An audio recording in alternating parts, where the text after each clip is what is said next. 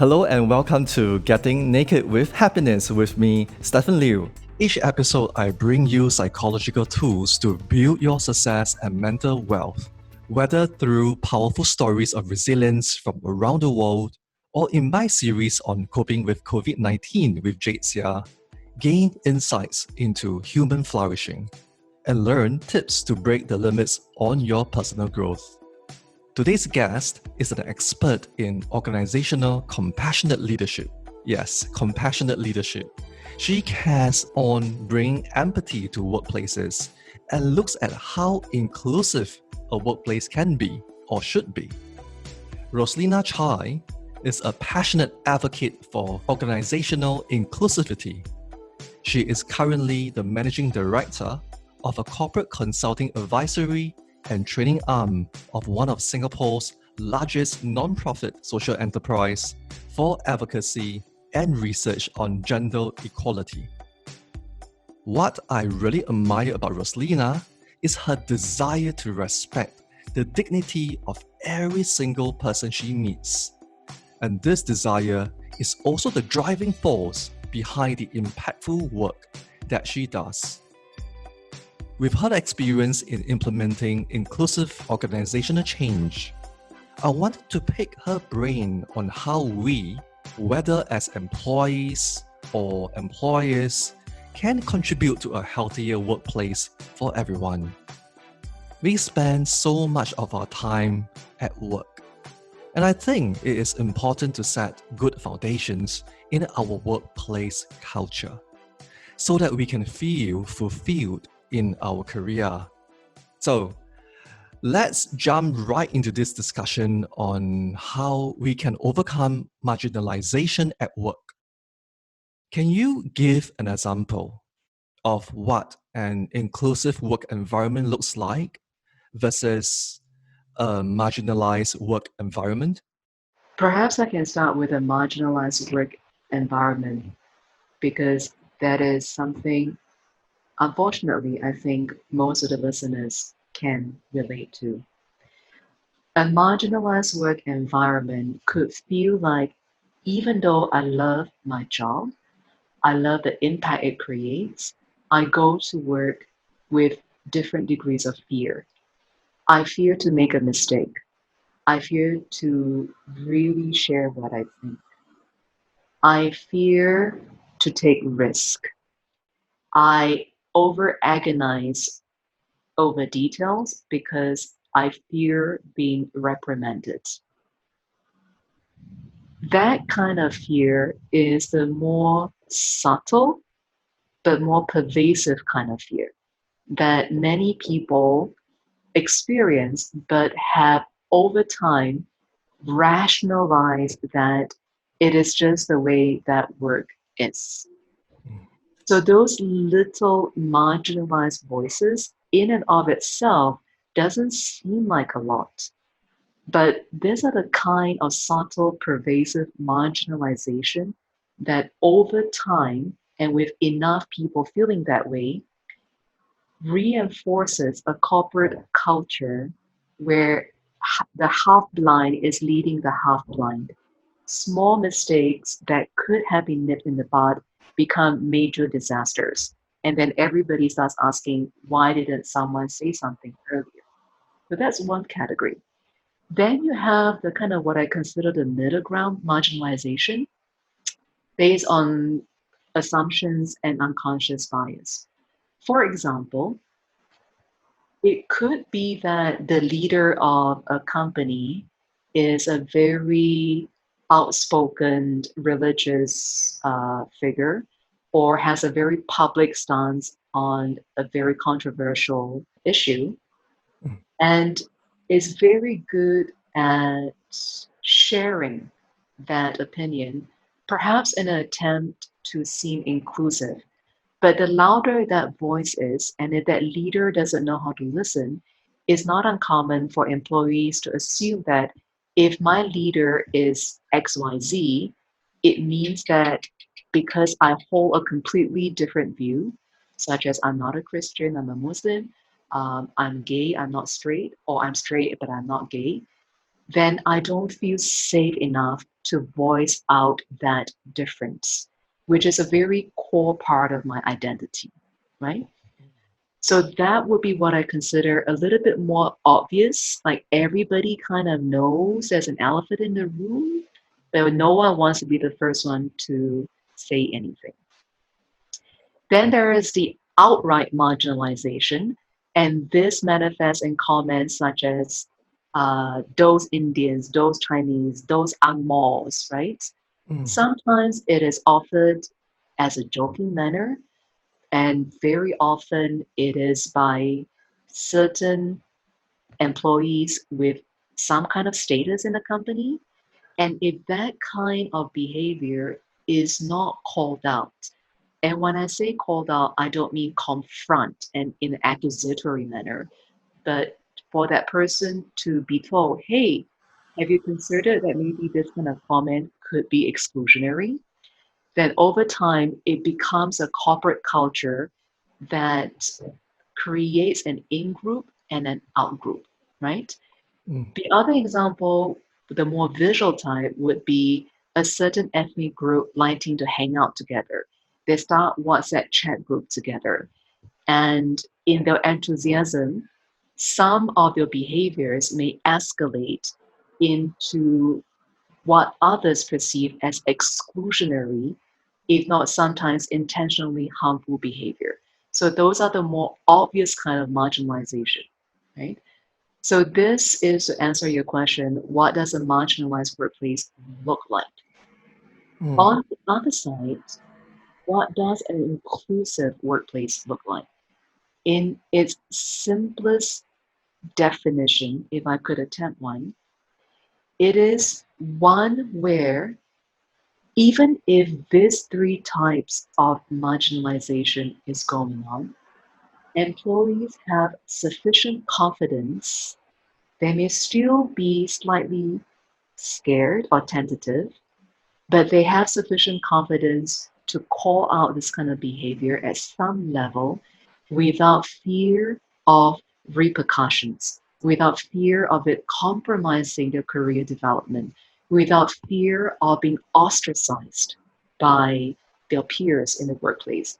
That would be the simplest definition. But the simplest definition behind it requires a whole army of processes and organizational culture that supports even the tiniest of seed growing. So I like to think about creating inclusive workplaces like planting seeds, right? For any one of us who have tried to plant seeds, that small, tiny thing, you bury it into the sand and you have zero clue when it's going to grow. It seems to take forever, but all of that nutrient in the soil and the ratio of the seed to the amount of soil is actually quite significant, right? Goes into feeding that tiny little thing. And when it has enough, it starts to send roots down. When the roots are strong enough, then and only then will you start to see the small little green thing peeping through. If you nurture that, you protect that, and I do think that it is a leader's job to have the patience to create that soil, to put the nutrients into that soil, to plant the seeds, and to wait, to sense when the roots are growing, protect it. When the leader sees a small little tiny green leaf coming out, protect it. Give it the chance to grow. And if you do that, you will one day get an oak tree, strong, sturdy. And all of this comes from one tiny seed, correctly nurtured. I love that what you just said, Roslina, and I love the metaphor of how the seed could be planted, and as leaders, you can prime the environment and prime individuals who to grow their talent and nurture what they are worth. And you did mention the part on how if the leader may be a little bit more outspoken, or if let's say the leader is maybe gay, and just giving the context of example here, then the co-workers or the employees are not, because they could not identify themselves with the identity of the leader. More likely, they may not speak up, and that may cause dissonance, or they may be repressed because they feel that they are not the same and they may not want to speak up. Mm. And in such situation, which is quite prevalent, what would you suggest to the leader to take or to include so that they could start creating a more inclusive environment? Mm. I would like to offer three levels of attempting to address this kind of situation. The first level is if we have at hand a very charismatic leader who is a great orator and has many opportunities to share his or her opinion. That leader, no matter how much you want to think that is not needed, the only way that leader can be invited to change is through personal coaching. And the reason why I'm very explicit about that at the individual level, yeah, is there is enough research to show that power changes the neurobiology of a human brain. And the only way to counter the neural circuitry that has been grown or encouraged by molecular responses triggered by a sense of power is to spend time exercising counter neural circuitries. And that is usually the most effective when the leader has a personal coach because the leader would feel, hopefully, safe enough to speak about certain things honestly. So, this is the famous Einstein quote, which I'm going to very crudely misappropriate. You cannot hope to change a problem using the same tools that created the problem, right? Yep. So that's at the individual level. At the team level, and this is a little bit of a chicken and egg situation, one of the ways to counter the impact of power in an individual leader is to have a cognitively diverse, emotionally diverse leadership team that has ground rules pre-established that everyone on that team has permission to call out the other leaders and to hold them accountable to an explicit standard of professional and respectful behavior. Easier said than done. We are not talking about racial diversity, i.e., how many nationalities do you have represented. I'm also not talking about gender diversity. I'm also not talking about sexual orientation diversity. In the crudest sense, I'm talking about do all your leaders come from the Ivy League schools of the world? Because if they do, chances are they're going to be thinking quite similarly. So, one of the more interesting experiments in ensuring that there is sufficiently resilient diversity at a leadership team is possibly class diversity. Do you have leaders who come from different social economic classes, right? Do you have leaders who are living realities that are dramatically different from each other that they can really bring a richness of perspectives? So even if you have gender equality, racial diversity, ethnic diversity, nationality diversity, if everybody goes to the same type of school, you're not going to have true diversity. As an example, I know that can be contested, but that's one way of reframing. At the organizational level, and this is why it's helpful to study the way that certain countries have governance structures that is based on the concept of a triad, right?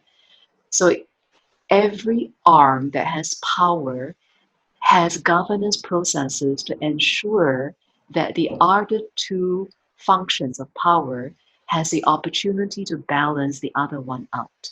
So there shouldn't be a situation in an organization where any committee or any group of people have so much power that they cannot be challenged by the processes itself.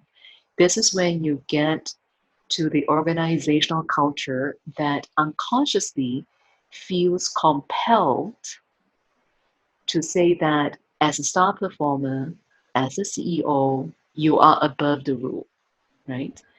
Again, easier said than done. So, three levels at which to address the situation of that leader which you shared, Stephen.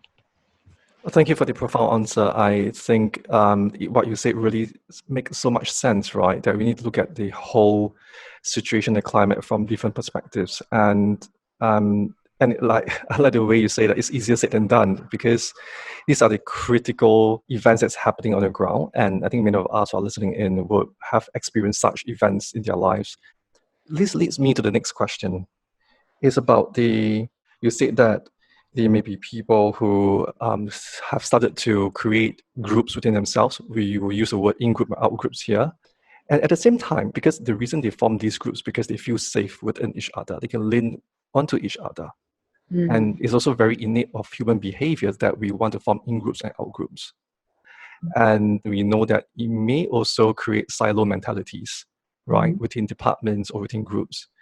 And this is very common in larger organizations. Yeah. And so from an employee point of view, or from a HR point of view, what can we do with this? Because it's so common, right?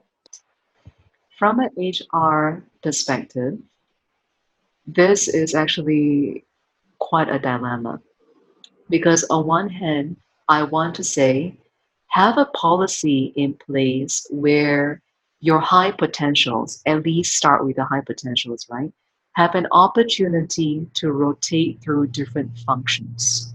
So you don't get somebody who becomes a functional expertise and is very invested in the way that in how things are done, right? Now, not everybody likes too much change. So the other side of the dilemma is to say, maybe we still want to do this rotation concept, but we can either on one hand say 3 years or 5 years in a function and then you move, or you can do what some of the larger companies are doing, which is during the 1 year tenor, let's say we go by calendar year, X percentage of your time can be spent on anything else that you're interested to work in. Not in terms of how 3M and Google is doing it, as in, go develop your hobby or your curiosity, but in a more structured manner, which is to say, have you ever considered what your marketing colleagues are doing? Do you want to do a short internship there and just kind of see, right? As an example. When I was just out of college, the concept of a management trainee program was very popular. And back in those days, the economy was still good, so a lot of money was invested in it. I think it is an extremely wonderful concept to take young graduates who are eager to learn and put them through different functions in a structured way and help them make the learning explicit. Now, management trainee programs have become expensive, and over the decades, I have noticed that it has become even more meager, and in many cases, is I don't think it's really a management trainee program anymore. However, I know there are corporates who took this concept into mid-career change. So there may be opportunities available to the 30s to 40s, high potential, who's been with the company for a while and say, are you interested to rotate functions or to rotate countries? So I think it's not just about rotating country that is critical, it's rotating functions because there is so much ingrained territorialism in some of the older companies that unless you break, in your words, Stephen, that siloed thinking, this is my territory, this is a way that we marketing do it, it's very difficult to get intra or inter-department organization. And getting together once a year at the annual dance and dinner is not enough. The other way of trying to create that cross-function fertilization is to make available opportunities for people to sign on to alternative projects that are more innovative in nature, right? So it is an agile concept of quickly banding together to solve a problem and then disbanding and solving another problem. And the problem, in the best case scenario, should be a problem that the employees themselves have identified needs solving. Slight deviation. I've always found it curious that we employ people for their strength. We take out money from the company's treasury to pay people's salary, and then we suppress their creativity and excitement. When in fact, I think if you trust your employees just that bit more, everybody comes to work wanting to do their best. Don't you think, Stephen? Mm. So if we just unleash that creativity and that willingness to do their best, I'm curious what amazing innovation can actually happen because employees on the ground are closest to the customer, they're closest to the stakeholders. They actually know what the problems are and what brings our stakeholders delight and joy. So that's a slight note. Wow, wow. That's a lot of insights into the topic of marginalization. And I'm really impressed at how you can explain the different situations and strategies in a step by step way. Just to sum it up for our listeners, we spoke about three things. Number one, we first spoke about marginalization, how there can be explicit, middle ground, and more subtle and pervasive forms of marginalization. Number two, how there are three different levels to look at in order to have a more inclusive environment where employees can feel safe to speak up. So there is the individual level of the leader, the background diversity of the teams, and the organizational level. There needs to be structures in place to allow checks and balances between leaders and employees. And finally, we also look at how we can address the issues of cliques or in groups and out groups per se by allowing greater flexibility in a company. That's really a lot of in-depth knowledge packed into 20 minutes of information we have spoken so far. So now what we have done for the listeners out there, because we know not everyone has the luxury of time, is to split up the rest of Roslina's insights into smaller segments where we discuss more specific areas of organizational improvements from the perspective of inclusion. These snippets are just around 10 minutes long and full of even more novel ways to approach organization change. So I highly, highly recommend going through each of them in your own pace. I would like to thank you, Roslina, for giving so much time and energy to helping us understand how we can grow our own seeds of changes in our workplaces. And for listeners, do give a shout out to our Facebook or Instagram or YouTube at Getting Naked with Happiness. Thank you and see you next time.